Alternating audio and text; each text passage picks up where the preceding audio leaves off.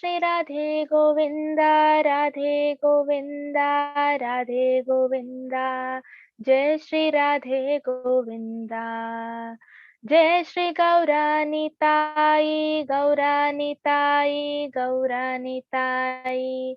Jai Shri Gauranitai. Jai Srila Prabhupada, Prabhupada, Prabhupada. Jai Srila Prabhupada. Hari Bol. Okay, thank you, Rakshita. So nice Kirtan. Hare Krishna, everyone. Rupa Mataji, thank you. Hare Krishna, everyone. Hare Krishna Mataji. Hare Krishna. Hare Krishna Thank you Mataji. for coming. Thank you so much for coming back. Hare Krishna. Welcome to Understand Gita 18 Days from ISKCON Mangaluru. Today is chapter 3. 1 second. So let's start. Om Agyan. 1 second to mute. Om Agyan Timirandasya Gyananjan Shalakaya Chakshurunmilitam Yena Tasmai Shri Guruve Namaha. Shri Chaitanya Manobishtam Sthapitam Yena Bhutale Swayam Rupa Gadamahiyam Dadati Swapadhatikam. He Krishna Karna Sindhu Dinbandhu Jagatpate Kupesha Gopika Kantha Radha Gandha Namastite Taptakanchan Gaurangi Radhe Vrindavaneshwari Prishbhanusite Devi Pranamami Hari Priyai. Jai Shri Krishna Chaitanya Prabhu Nityananda Shri Advait Garadhar Shivasadi Gaur Bhakti Vrinda. Hare Krishna Krishna Krishna Hare Hare Hare Ram Ram Ram Hare Hare.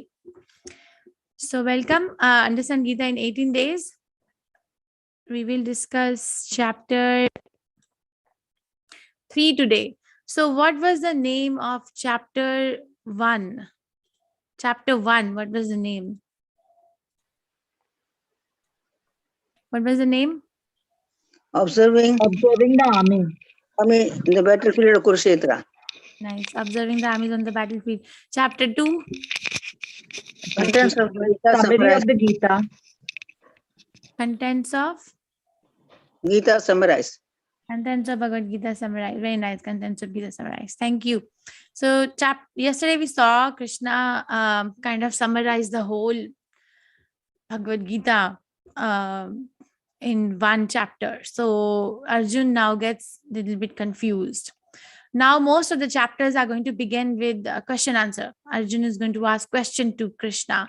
What was that? What is this? And basically Krishna is going to spend almost all of the chapter. Plus he's going to add something all more to answering the question. Because now the relationship between Krishna and Arjun is that Krishna is a spiritual master and Arjun is the disciple, the surrendered disciple. So Karma Yoga or Yoga of Action. Let's pay our obeisances to Shri Radha Govinda. They preside in Mangalore, ISKCON Mangaluru, before we proceed. This is what we did yesterday. Arjun's solution, Krishna's solution to Arjun's objections. Why Arjun didn't want to fight. Chapter 1, he said compassion. And yesterday, Krishna gave him the knowledge of the soul. No enjoyment. Krishna gave him the glimpse that there is enjoyment even if you win or lose the war. And if you leave the ground on the fear of no enjoyment, then you're going to be inviting a lot of disrespect for yourself. Fear of sinful activities. It is sin to even verbally insult an elderly person. What about slaying them? So Krishna talks about Buddhi Yoga, that Bhakti Yoga or Buddhi Yoga are synonymous words. That there is no sin.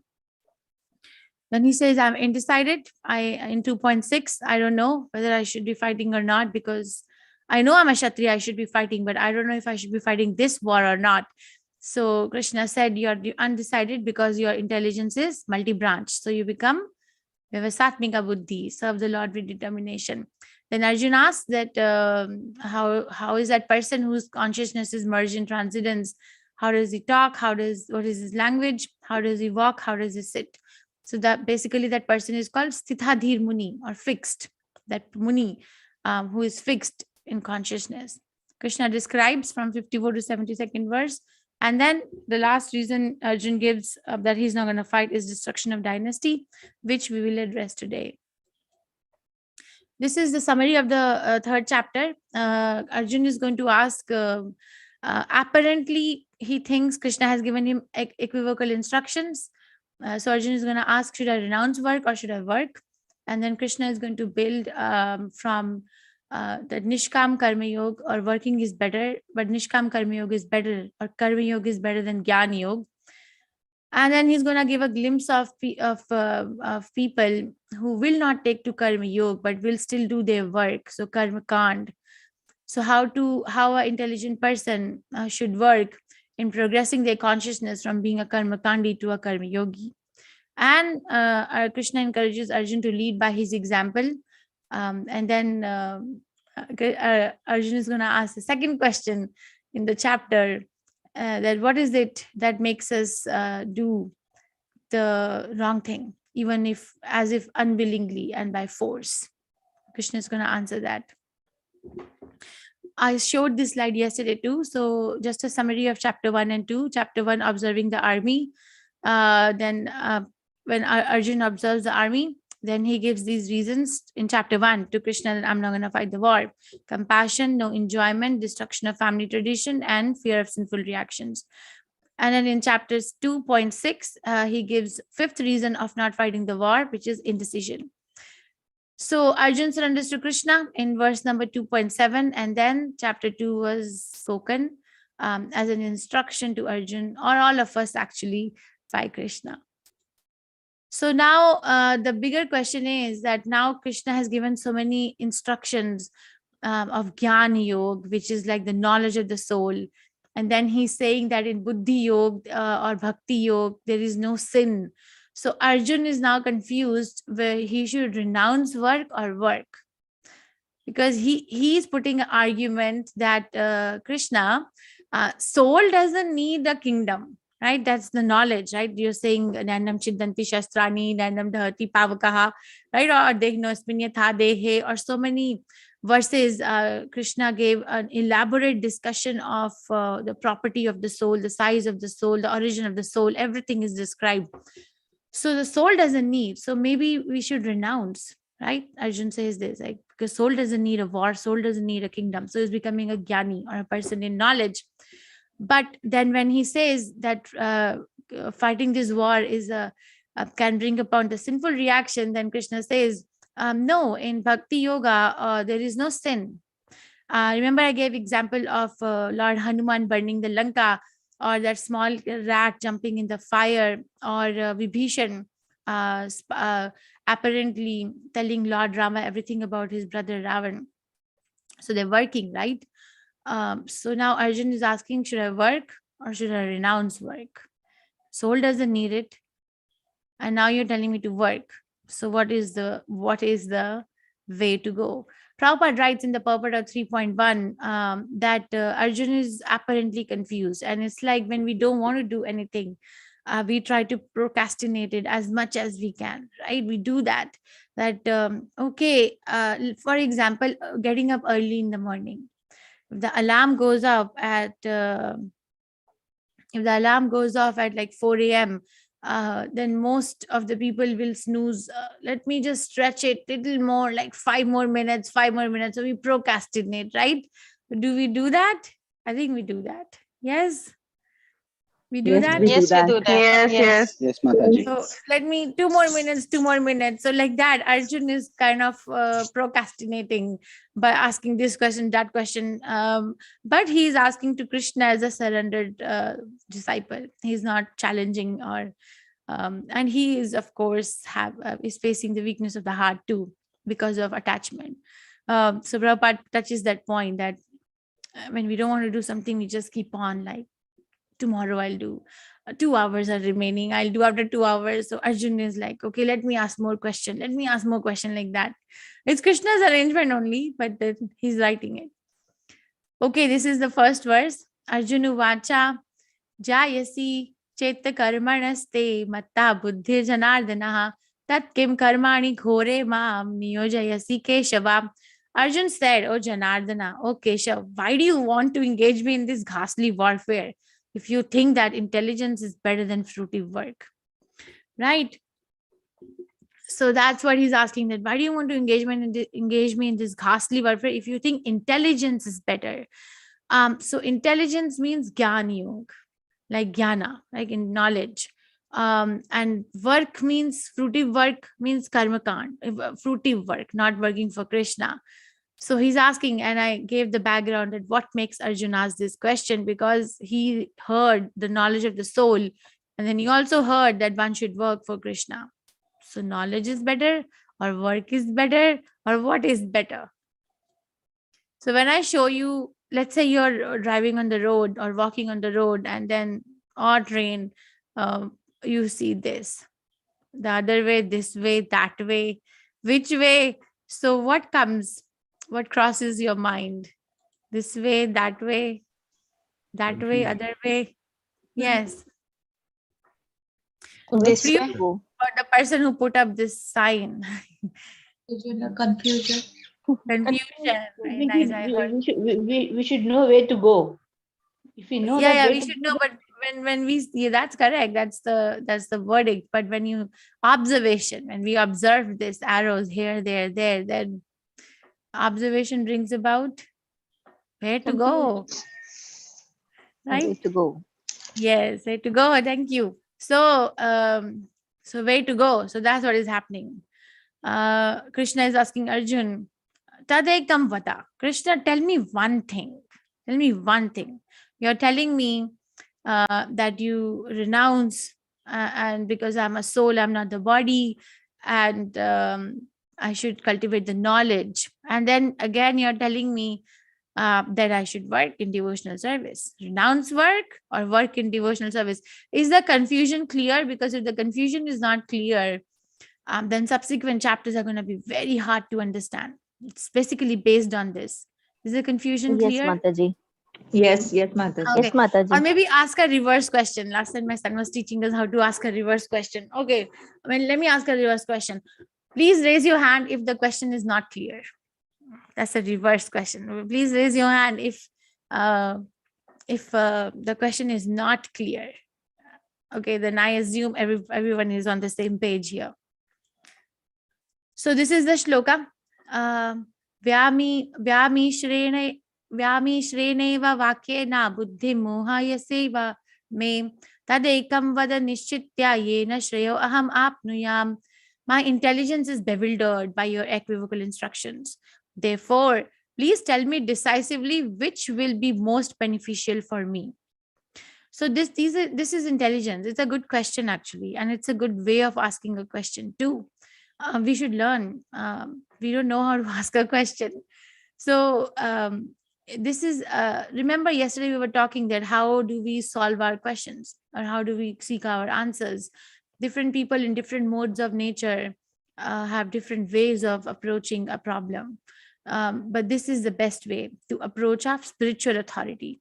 A mode of goodness can bring us to somebody who is knowledgeable, but may not be a spiritual authority, but beyond mode of goodness is Shuddha Sattva, or pure goodness, which brings us to a bona fide spiritual authority, which will be the most beneficial for me. He could have asked which will be beneficial for me, but because of his surrender to Krishna, he's asking which will be most beneficial for me. And he's vulnerable too, right? He's getting vulnerable. So that's needed. We have to show to a spiritual authority. You have to choose your audience properly, that I am indeed in problem. I am. Okay, so now Krishna is going to address this. Now, with all respect to this particular person, I don't know if they're model or they're really a Babaji, but I would like to know what disparity, or what do you see? What is bringing, what is, it is an open-ended question. What catches your attention in this picture? What is catching your attention in this picture? What is catching your attention? The cigarette. Cigarette and mobile phone. It's with the cigarette and a mobile phone. He is not caste as a yogi. Great. In a mobile phone is what I heard most. Why people who talk on mobile phone can be Krishna conscious? People who talk on mobile phone cannot be Krishna conscious? Then we are all can be. interacting No, with each Mataji. other on laptop and Smoking. WhatsApp and whatnot. No, Mataji, it is like he has understood the spiritual things, but still he is into that material world where he's giving more attention on it. He's smoking. Okay, okay, smoking. So that's a break. That's breaking a regulatory principle. All right. So Krishna is gonna say, well, you can do both. Krishna actually, basically, he says like that. You see, what I really personally enjoy in Bhagavad Gita that keeps me going is that Krishna gives choices. He doesn't really like shove it down the throat. Do this. He you know, where he's very nice in talking. He gives choices. Says Arjun, both are okay. Intelligence is okay, and karma and working in devotional service is also okay.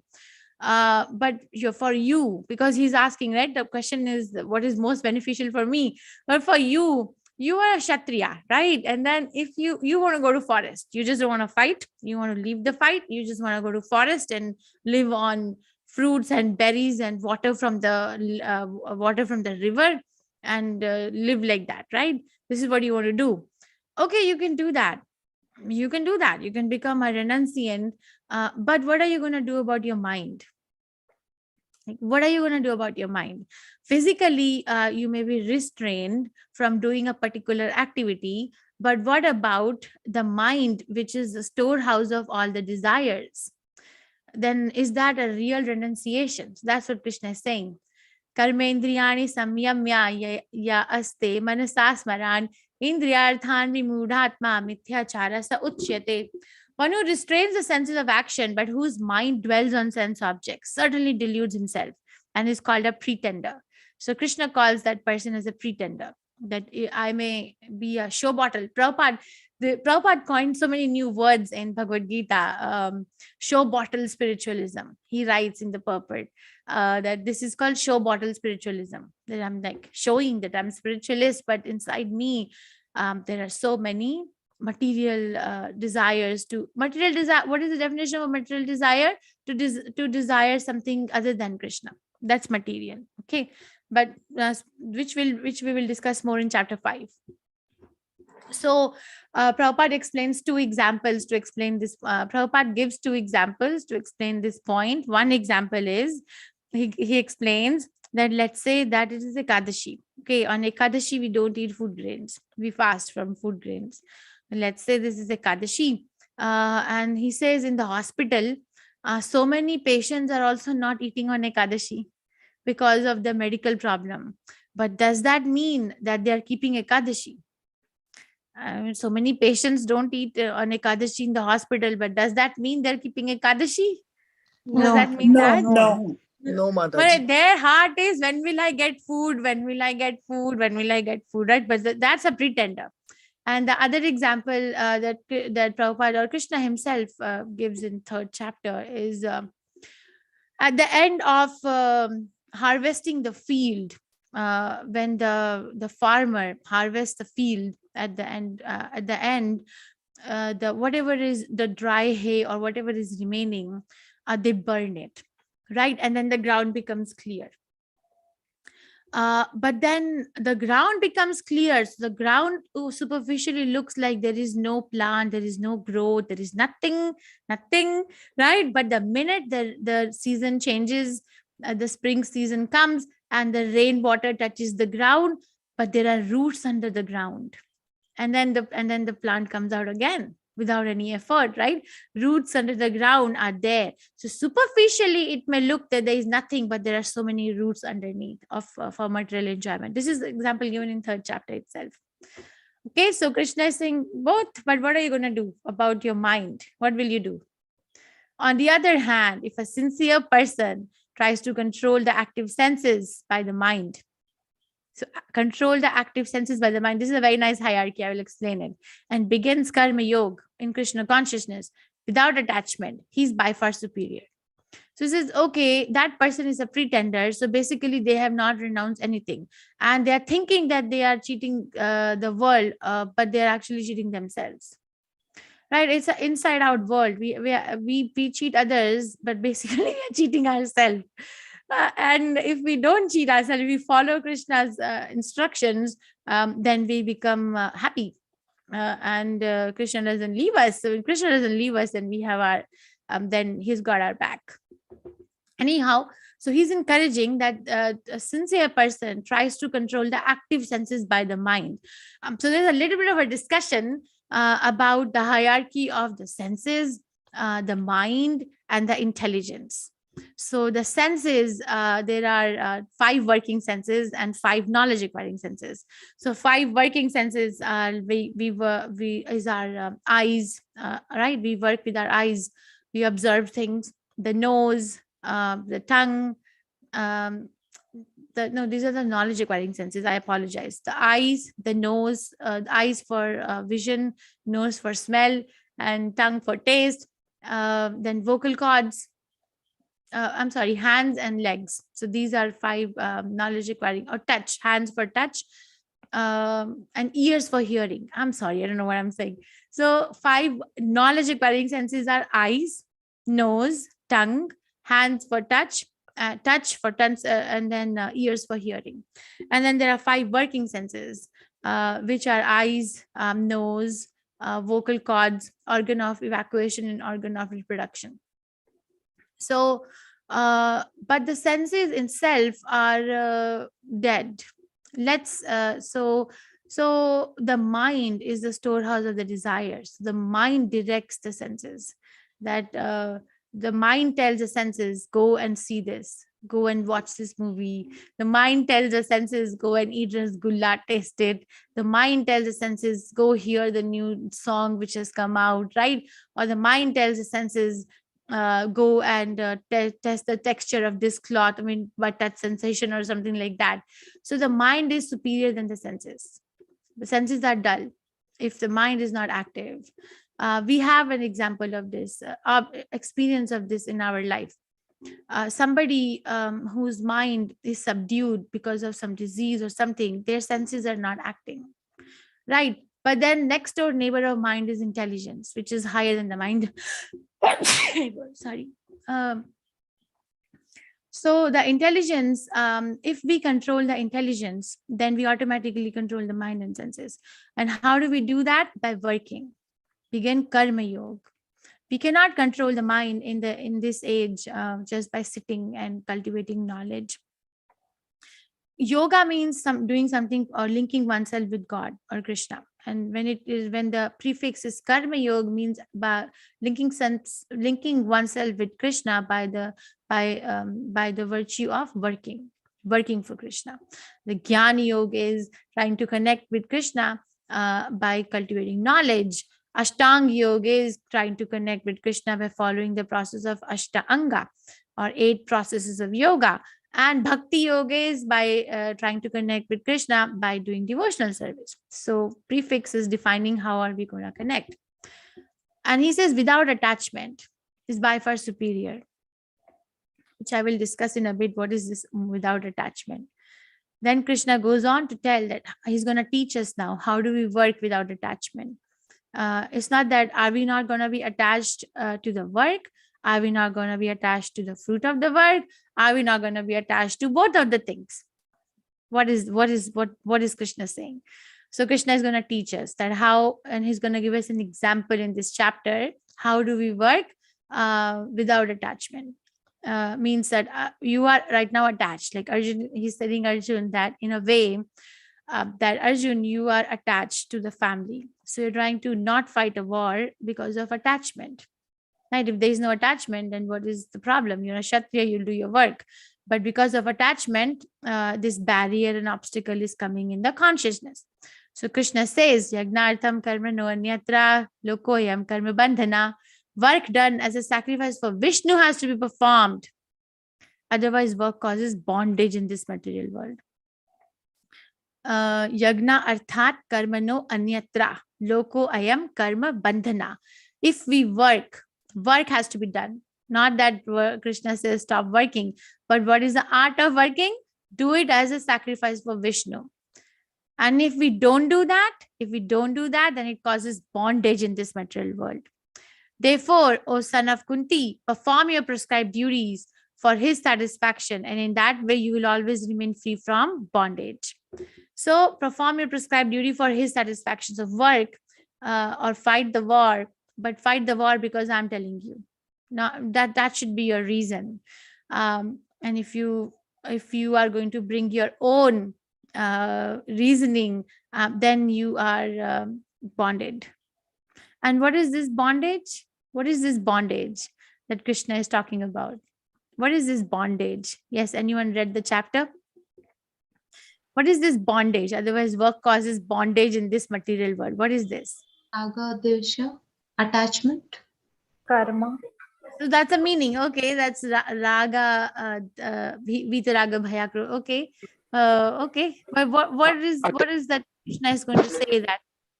The complete attachment to fruitive activities only, without connecting to Krishna, is a bondage within the modes of nature. Correct. So what will be the result of that bondage? There's no clarity in life, like what to do. Like we won't find a clear direction, like what has to be done and what's the purpose of life. We will be in confusion, just like Arjuna is in. Correct. Okay, thank you. So bondage means that we will go on circulating in another body, because we don't know what is the ultimate way out of the body, out of this material entanglement. So that's, and what are those bondages we will discuss as we progress in Bhagavad Gita. Everything is described. So this is just a foundational statement that it causes bondage in this material world, which means that we go on circulating from one species of life to another species of life to another species of life, because we don't know how to get out of it. It's like my spiritual master gives an example. It's like, let's say that there is a person, that person is very poor, and that person finds a wallet on the street. Okay, and that wallet has like thousands of rupees, thousands, and it also has a card to which this wallet belongs. So now this person is very poor, it's hand to mouth, and now this person has this wallet. Now they have a choice whether they can use that money or they can return that wallet to the person to whom it belongs. So let's say that by virtue of some pious activity, that particular person chooses to return this wallet. So they go to the address written in the card, and when they reach there, they see that this is the house of a very big rich person. A very rich person living in a very big mansion. There's a line of cars. There's so many opulences. A very, very rich person. So then that person thinks for a second, well, this person has anyway lakhs and lakhs of rupees. What will this thousands of rupees do, right? But then anyhow, the other part of the mind says, no, you have come to do this. Now finish this. So they go in. They meet the person to whom the wallet belongs, and then they return the wallet. And the rich person looks at this person and sees that person is really a beggar, but they becomes very grateful that you're so sincere, that you have done this. Tell me how can I say thank you to you? Tell me what can I do to help you? Okay, now this is a rich person, and this other party is a beggar. So but if the beggar is not using the intelligence now, with the proper use of intelligence, they come to give it back. But now if they're not using the intelligence, so my spiritual master says, then okay, then that person will ask this rich guy,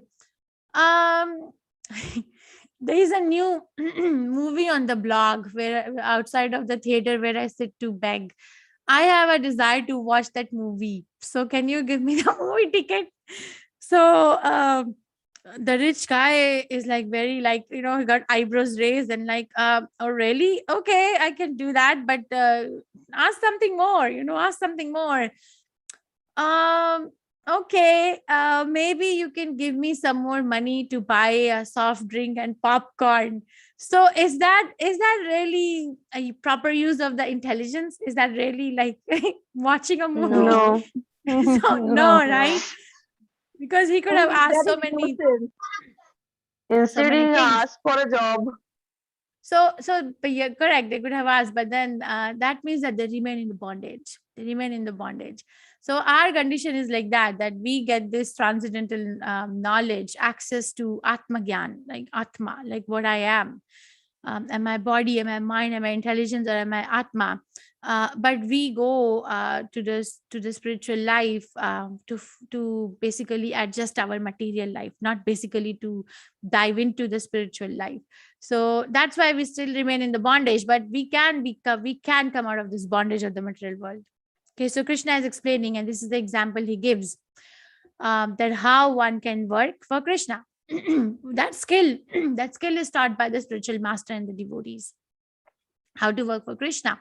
So Krishna says that the Lord gives Vedas, which is the book of knowledge, and in the Vedas, the prescribed duties for all the living entities is given. It's like a law book, right? How to live in the material world so that we can get out of the material world. How to behave in a way that we don't actually commit more entanglement or bondage. So the prescribed duties come from the Vedas. Vedas come from Krishna. And if we do the prescribed duties written in the Vedas, the book of knowledge, then we are actually performing work as a sacrifice to Krishna. Here, the example given is growing the food grains. So Vedas tell, Krishna gives the Vedas. Vedas prescribe that living entities subsist on grains, and one has to grow the grains.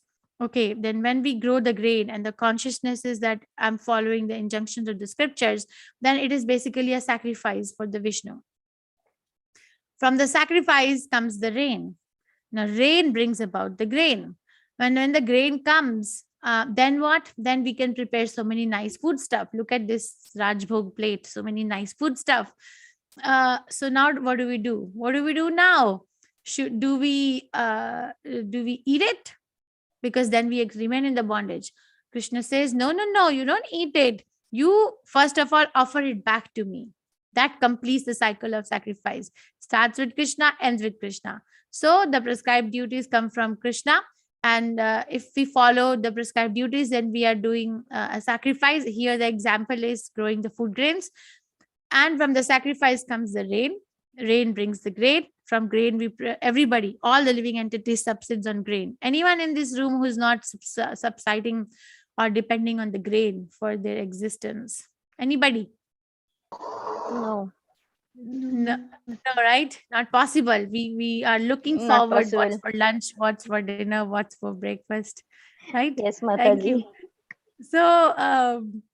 So when we get the grain and we prepare these nice foodstuffs and give it back to Krishna, offer it back to Krishna, that is one example that all living entities universally are doing. What is the benefit? What is the benefit? So this is the benefit, he explains. By performance of yagyas, all activities become purified, as it is stated in the Vedas. Ahara shuddho sattva shuddhi sattva. Shuddho dhruvat smriti labhe sarva granthi nam vipramokshaha. Yeah, this is nice. By performance of yagya, one's eatables become sanctified. Ahar shuddho, like sanctified. And by eating sanctified foodstuffs, one's very existence become purified. By the purification of existence, finer tissues in the memory become sanctified. And when the memory is sanctified, one can think of the path of liberation. And all these combined together lead to Krishna consciousness, the great necessity of present-day society. So basically, if when we are cooking, we are committing sinful activities. We may know, we may not know, but we are doing it. You know, when we turn on the water to clean the vegetables, so many living entities die. When we turn on the gas to cook, so many living entities die. When we are cooking, then also so many living entities die. Everything is taken into account, but that food is not sanctified. That's not pure food. The sanctification of the food happens when the food, after being cooked, is offered to Krishna. Then Krishna makes it sanctified, because Krishna is apapa buddham or shuddham. This in Upanishad, Krishna is addressed as apapa buddham. Apapa buddham. He's not apapa. He's not touched by any kind of sinful activity. He cannot. He's completely pure. And the example given is that of a sun. let's say that the sun is there, and the sun goes to a place where the people have some infectious disease. The sun is shining on top of a place where there are people, like I remember, like let's say there's a leprosy unit. Okay, it's a highly infectious disease. Now the sun is shining. So will the sun get the leprosy because sun is now coming in contact, or rays are coming in contact? No. No, right? On the contrary, the place will become purified because of the sun, right? So, am I audible? Yes. Yes, Okay. Mataji. Okay, thank you. So, like that, Krishna is like that. Krishna doesn't get touched by anybody's sinful activity. On the contrary, Krishna sanctifies it. And when we eat that food, then our finer tissues and memory become sanctified, and then we can think of Krishna consciousness. So devotees of the Lord are released from all kinds of sins because they eat food which is offered first for sacrifice. Others who prepare food for personal sense enjoyment verily eat only sin. This is a statement by Supreme Personality of Godhead. Not us, not me, not anyone else. Krishna is saying that if somebody is not eating a sanctified food, then whatever they're putting in their mouth is only increasing their bondage just by eating. Verily eat only sin. One species to another species for time immemorial again. So this is again all living entities subsist on food rains, which are produced from rain. Rains are produced by performance of yajna, sacrifice, and yajna is born of prescribed duties. This is one example. So, but what about in today's age? What kind of yajna is recommended for the self-realization? So 11th canto Srimad Bhagavatam chapter 5 verse 32 says, Yagne Sankirtane Prayer Yajantihi Sumedashaha. Very intelligent person, Sumedha. Medha means good brain. Sumedha means very good brain. Persons with very good brain will do this Sankirtan Yajna. And then what is the Sankirtan Yajna? Jai Shri Krishna Chaitanya, Prabhu Nityananda, Shri Advait Gadadhar, Shivasadi Gaurbhakti Vrinda. Hare Krishna, Krishna Krishna, Hare Hare, Hare Ram, Ram Ram, Hare Hare. So this is Sankirtan Yajna, which is recommended, which we'll keep talking. Again, you can say that with me too. And if one may ask that where is it written in Bhagavad Gita, because you're giving reference from Srimad Bhagavatam. It is written at many places. One of the references, 10th chapter, verse 25. Yagna nam chapo yagno asmi. Of all the sacrifices or of all the yajnas, I am the holy name. So Jai Shri Krishna Chaitanya, Prabhu Nityananda, Shri Advait Gadadhar, Shivasadi Gaur Bhakti Vrinda. You all can say with me maybe. Hare Krishna, Krishna Krishna, Hare Hare, Hare Ram, Ram Ram, Hare Hare. Thank you very much. So, therefore, without being attached to the fruits of activities, one should act as a matter of duty, for by working without attachment, one attains the supreme. Okay, so here he is talking about don't be attached to the fruit of activity. So this is Nishkam Karma Yoga. Karma Yoga, one can perform Karma Yoga, which is the proper way of performing a Karma Yoga is Nishkam Karma Yoga. Kama means desire. Nishkam means no desire. So no desire for what? No desire for the fruit. I'm going to do it because Krishna says it. And if Krishna doesn't say it, then I'll not do it. And how do we know what Krishna says? By the order of the spiritual master. Okay, so far what did we study? So far we studied that Arjun is confused. He's asking whether I should work or whether I should renounce work. Tadekam vada, please tell me one thing which is most beneficial for me. And then Krishna says, both are okay, but what are you going to do with your mind if you renounce work and go in the forest? What will you do? That person who has renounced work apparently, but the mind is dwelling on sense object, is called as a pretender, right? Mithya acharasta uchyate. Mithya achar. Achar means action or conduct, and mithya means false. So false conduct. Mithyachara sa uchyate. That kind of a conduct is called as a false conduct or a pretender. So on the other hand, if a person is sincere and they try to control their senses by virtue of working for Krishna, that person is by far more superior. And then he teaches us an example of how to do that work. And he also adds a punchline that if we don't work for Krishna, then we remain bonded. You see, Krishna is again giving choice. He gave first choice, both are okay. Then now he's saying that, you see, if you work for Vishnu, then only we can come out of the material bondage. And if we don't work for Vishnu, then we remain in the material bondage. And we discuss a little bit that what is that material bondage.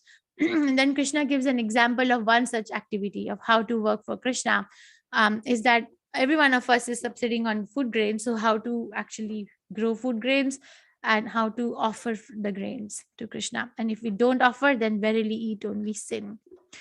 And then he's saying, okay, therefore, without being attached to the fruits of activities, one should act as a matter of duty, for by working without attachment, one attains the supreme.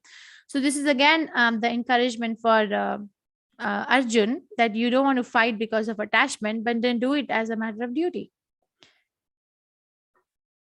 And then he also gives example that why is it important to act as a matter of duty.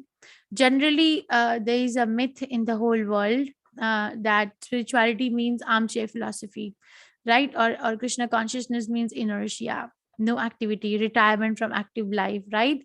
But that's a myth. We really got to open the Bhagavad Gita and really read from a bona fide translation or Bhagavad Gita as it is, where we get to know what Krishna is saying as it is. So this is another reason why Arjun should work and not renounce work. Is yad yad acharati shreshthas tad tad evataro janaha sayad pramanam kurute lokas tad anuvartate. Whatever action is performed by a great man, common men follow in his footsteps. And whatever standards he set by exemplary acts, all the world pursues. So, okay, so whatever action, yad yad acharati shreshthas, whatever action a great man is performing, the common man is just going to follow that footstep. So whatever standard they're setting is what is going to be followed all over the world. And we have this example even in our own homes. I have seen it when he will ask. I had a god brother who recently passed away in the summer, but he was so nice. He was from UK and he was telling us the story. So that when he was a little boy, he asked his mother, why are you worshipping why are you worshipping? Why are you doing this puja? Whatever they're doing. So he said, I kept on asking my mother so many times, why do you do this puja? Why do you do this puja? She never replied. One day I was very adamant. One day I was like very adamant and I said, Mama, I really want to know, why do you do this puja? So he said, my mom turned around and said, because your grandmother used to do it. Is it basically that the grandmother set a standard that this is what needs to be done. So a superior person sets an example and then whatever they do, we pursue. That's in a house. And then it comes to the society. And then it comes to the nation. And then it comes to the international level. But then what about the spiritual level? So Arjun is told by Krishna that if you will leave the battlefield, then that's how other person are going to behave, the common people. That okay, when we are faced with some dilemma in life, then Arjun set a standard that run away from the problem. But to hear the problem, run away from the problem, right? So Arjun has done that. So we will also do that. So Krishna is saying it's not just about you, it's about the example that you're setting with your activities that others are just going to pursue.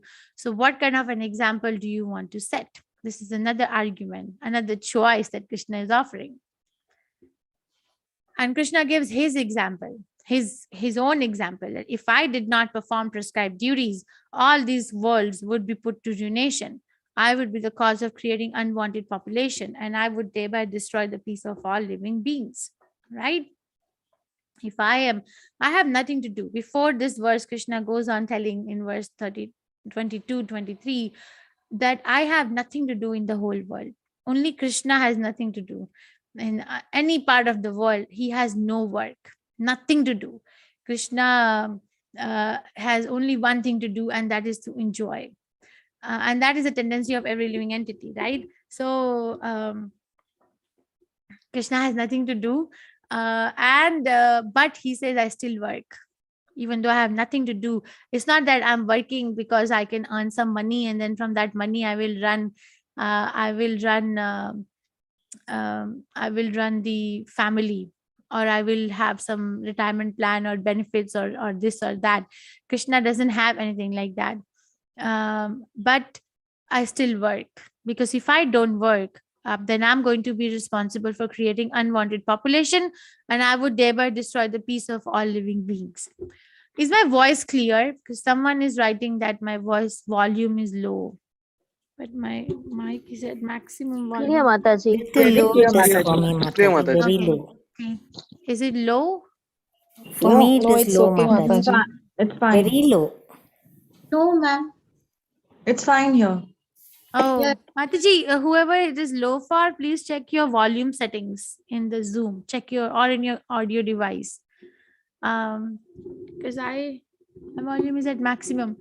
Okay, so I would be the cause of creating unwanted population, and I would thereby destroy the peace of all living beings. See, if I don't kill these demons. Of course, there is an external and internal reason behind what Krishna does. There's an external reason, and then there's an internal reason.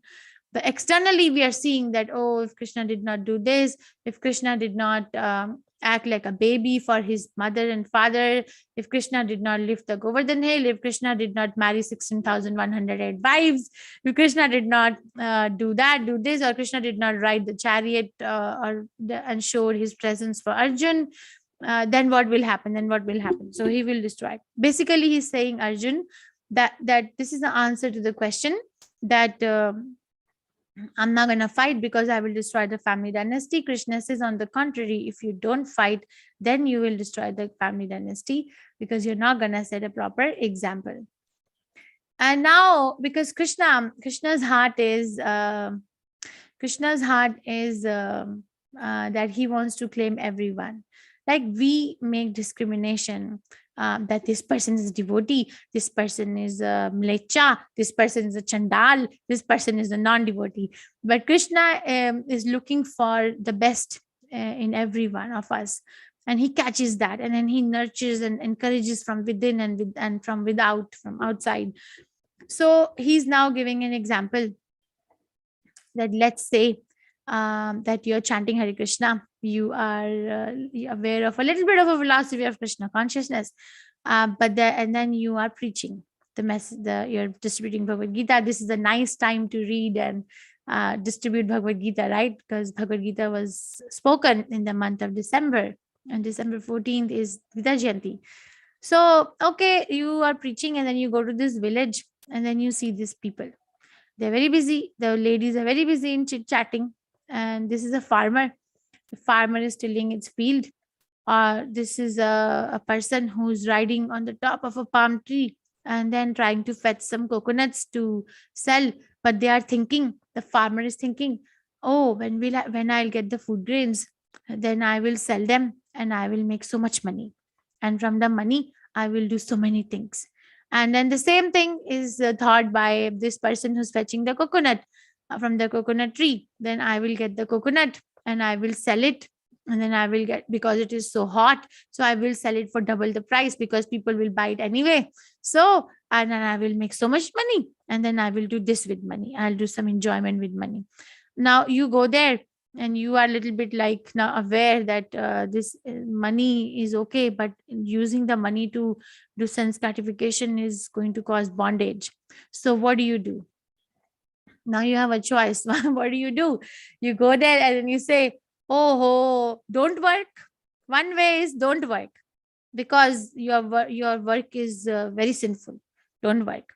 And the other way is that we can advise them, okay, you're going to get the food grains. Okay, you're going to sell it in the market. Okay, you will make so much profit.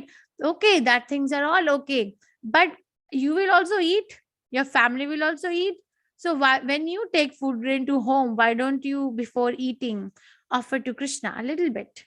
Like, what's the problem? Like one little bit like food offering to Krishna. Or this guy who's selling the coconut, he may also get hot, right? He may also drink a little bit coconut water. So before drinking, what is the problem? Why don't you offer to Krishna? Yeah, okay, you will get profit, you will get everything. So which is better? And encouraging the people not to work, or encouraging the people that somehow or other, yena kena prakarena, somehow or other offer to Krishna? What is better? Offer it to Krishna. Offering to Krishna. Somehow or other, right? You have to put emotion in your words. Somehow or other offer to Krishna. So Krishna says this, so as not to disrupt the minds of ignorant men attached to fruitive results or prescribed duties, a learned man should not induce them to stop work. Rather, by working in the spirit of devotion, he should engage them in all sorts of activities for the gradual development of Krishna consciousness.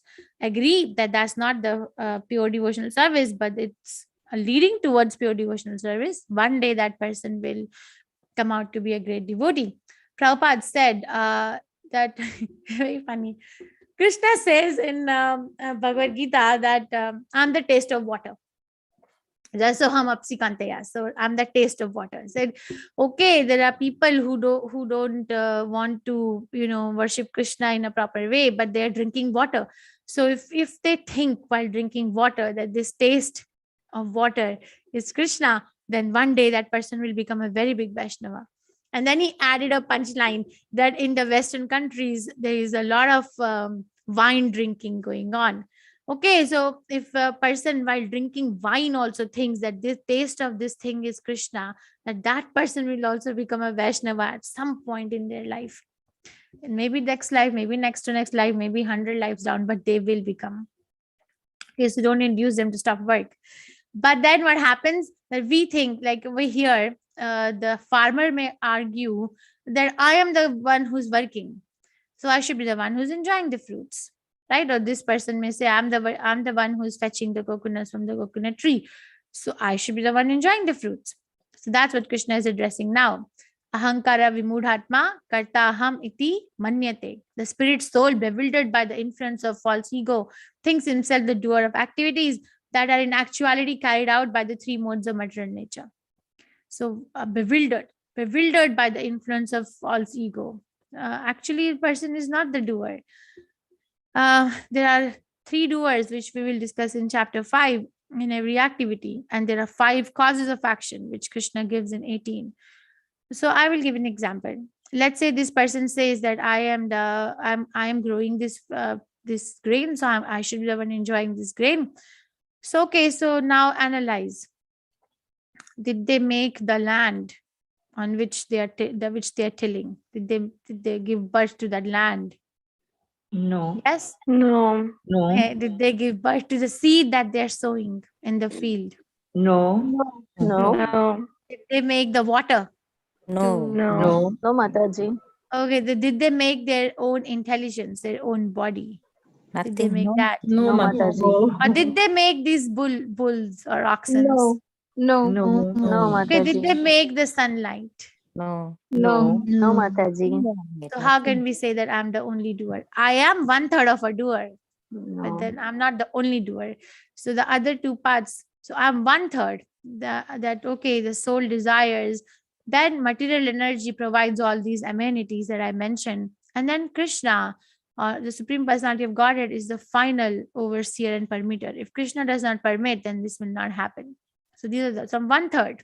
But because of the influence of false ego, I think I am the doer and I should be the one enjoying. But a person with some wise head or some intelligence will see that I am not the only doer. So how can I be the only enjoyer? I have to enjoy through Krishna. Arjun now asks a question. He's listening very nicely. Arjun said, "O descendant of Vrishni, by what is impelled to sinful acts, even unwillingly, as if engaged by force?" You see, the tendency to enjoy without Krishna is sinful activity, right? Krishna gives example that eating food without offering to me is a sinful activity. So Arjuna is now asking, by what is one impelled to sinful act, even unwillingly, as if engaged by force? Anicham and balad. These are the 2 words used. Anicham means, ichha means desire. Anichha means no desire, unwillingly. Balad. Balad means force. Balad means acting by force. So what is it? So what is that? What is that force? What is it that causes us to act and become bewildered by the influence of spiritual, by the influence of the material modes of nature? So Krishna answers this. Dhumena vriyate vahane yatha darsho malena cha yatholabena avrato garbhas tatha tene dam avratam. As a fire is covered by smoke, mirror is covered by dust, embryo is covered by womb. The living entity is covered, similarly, the living entity is covered by different degrees of this lust. So basically, he says it is lust only, Arjun. And we discussed the definition of lust is any activity that I want to do to enjoy my own self without Krishna. Okay, so now there are degrees of this lust. The fire covered by smoke, the mirror covered by dust, or the embryo covered by womb. So fire covered by smoke is compared to the human form of life, where I can, fan out the smoke and get the fire of spiritual knowledge burning. There's a chance. It's not so thick if somebody is willing to be Krishna conscious. And the dust covering the mirror, if you have an experience in your life where there's an old mirror, in your storehouse, and a mirror gets covered by this dust, and the dust kind of ingrains itself on the mirror, it's very difficult to clean out that dust, very difficult. So this is compared to animal life, that is very difficult to become Krishna conscious. And the embryo inside the womb of a mother is in a helpless condition, that even if it wants to come out, it is very, very forced to be like that. It cannot even do anything. So that condition is compared to the life of the plants, trees, and everything. Okay, so human form is covered with is compared to smoke covering the fire. Animal life is compared to the dust covering the smoke. Dust on the mirror. And the plant life is compared to the womb, the fetus inside the womb. So as the fire is covered by smoke, a mirror is covered by dust, or the embryo is covered by the womb. A living entity is similarly covered by different degrees of this lust. Therefore, O Arjun, best of the Bharatas, in the very beginning curb this great symbol of sin, lust, by regulating the senses, and slay this destroyer of knowledge and self-realization. So in the very beginning, so there's a little bit of a discussion if you read the purport, that what is this very beginning? So some people say, for the benefit of time, I'll answer the question. So very beginning, okay, it could be like from the very beginning of life, means in the childhood itself, one should become serious in cultivating the knowledge of Krishna consciousness. You see, these little boys, they are not studying very heavy books. They are standing and they're chanting and they're dancing. Then that is Krishna consciousness. And the other meaning of very beginning is, yesterday we studied the 8th step, fall down, right? How a living entity falls down in the material pool. And the beginning was dhyate vishyan punsaha. Dhyate vishyan punsaha means contemplating the objects of senses. So as soon as the thought comes that I want to enjoy, one has to get busy with devotional service, not pay much attention. Because if I do, then I'm going to become more and more entangled in this enemy of lust. So this, and then Krishna gives more example that what are the sitting places of this lust? The senses, the mind, and the intelligence is where this lust sits. Indrani parani ahur, indriya bhe param manaha, manastu parabuddhiryo buddhe parastu saha. The working senses are superior to dull matter. Mind is higher than the senses. Intelligence is still higher than the mind. And he, the soul, is even higher than the intelligence. So the body is just a vehicle to carry the soul. The body, intrinsic nature of the body is to be dead. But because of the soul, it appears to be living. And in the body, senses are superior to dull matter. But mind is higher than the senses. Intelligence is higher than the mind, but soul is even highest of all of the things. So there's a little bit of a diagram I want to explain. Namanishta Prabhu explains this the best. Person who are on the bodily platform, that I am the body, I only live once, and this is what I got to do. That person is always in the mode of ignorance and do activities which are not to be done. If it is 12 in the afternoon on a weekday, they don't mind being intoxicated and be out. But the person who's on the sensual platform, who wants to enjoy their senses, who wants to enjoy the best of wine around, knows that I now have to earn money to enjoy that particular sense object. So now they go and work. So now Rishi Prabhu gives this example that let's say it's Monday afternoon, and this person who's in the sensual platform goes out in the lunch break, and then they see that there is a juice shop, and then there is a bar next to each other. Okay, person in the bodily platform will be in the bar. Person in the sensual platform would like to go to the bar. You see how they're looking from the corner of their eye. I want to go there, but they're aware that that's not the time. So they go to the juice station, but they really want to go to the bar. And they will wait. They'll wait Friday evening, Saturday, like that. Okay, but a person above the sensual platform is a mental platform. A person starts inquiring that is enjoying sense gratification or living on the bodily level is the only aim of life. They don't know yet, but at least the inquiry has begun. So now they're very attached to classical music or reading philosophical books. But if they progress in a proper direction, if they get a direction, then they develop to intellectual platform, where intellectually they start inquiring. Here they are searching on their own, but intellectually they approach authority and they read proper scriptures. And if they develop their intellectual platform, then they go to spiritual platform, that I am actually the soul, part and parcel of Krishna. I am supposed to be happy.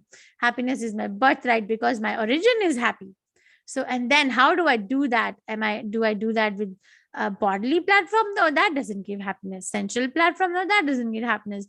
Mental platform? I don't get any answers. I just keep on going here, there, and the mind drives me crazy. Still not on the sensual and bodily, but still not the pure. Intellectual platform? Yes, but then finally I have to do some work. So spiritual platform brings about the devotional service. Okay, so this is a very nice comparison. This is very elaborately explained in 7th canto of Srimad Bhagavatam, the last chapter. I think it's chapter 15. So all these horses which are running here and there, they're compared to 5 knowledge acquiring senses. So eyes, nose, ears, sense of touch, and sense of taste. And how they are like looking so wild, all these horses. So the senses are wild. And what makes them wild? The mind. The mind is not controlled. The mind is telling, do this, do that, do this. So the senses are helplessly running towards their sense objects. That is destination. And who is this who's trying to control the mind and the senses is compared, or the chariot driver is compared to the intelligence. So the intelligence is not controlled. The mind and the senses are going haywire. And who is this passenger? This is the soul. The soul is just observing that, oh, my God, the drama between intelligence, mind, and the senses is going on to run towards a sense object, which is a destination. But if I come to this self platform, then automatically I will control intelligence, mind, and senses. The example given is, let's say that you have 100 rupees. Okay, now you have 100 rupees. It automatically means you have 20 rupees. It automatically means you have 50 rupees. It automatically means you have 80 rupees, right? Yes. Because you have 100 rupees. So like that, so controlling the soul will control everything, or reaching the soul platform will control everything else. Everything else will fall in place. We don't really have to go and do much of a work on each of them. Okay, so this is Karma Yoga, the knowledge, Karma Yoga, the action in Krishna. This is not action in Krishna consciousness, it's just description of yoga in action. Renunciation or action, what should I do? Arjuna asks Krishna, Tadekam Vada, tell me one thing. And I hope everyone understood where is this confusion coming from. Then Krishna describes Nishkam Karma Yoga is better. Working for Krishna is better than just cultivating the knowledge or Jnana Yoga. Niyatam Kuru Karma in verse 3 to 9. Then Karma Kant to Karma Yoga. The people who are very attached to doing work for sense gratification can also be brought by a learned person to the platform of Karma Yoga, little by little. Where I gave that example of the farmer tilling the field or the person getting the coconuts from verse 10 to 16. Pravartim cha akram. Then lead by example. That is another reason that Arjun must fight according to Krishna, because you have to set an example. From verse 17 to 35. Yad yad acharati shrestha. Then Arjuna asks, what is the greatest enemy that makes us do the sinful activity? Then Krishna answers, lust. Iha verinam, greatest enemy. And from verse number 36 to 40.